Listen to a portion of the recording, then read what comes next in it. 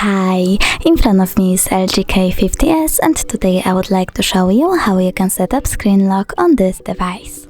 Firstly, open Settings, then scroll down and tap on Lock Screen and Security.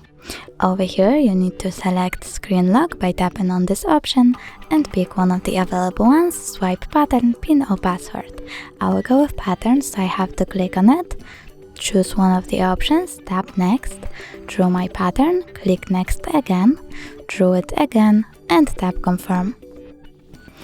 Select what notifications show on lock screen.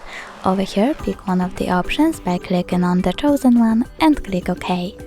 Now when I turn off my screen and turn it back on, I can see that pattern is required. Thanks so much for watching. If you enjoyed this video, don't forget to leave a like, comment and subscribe. Bye!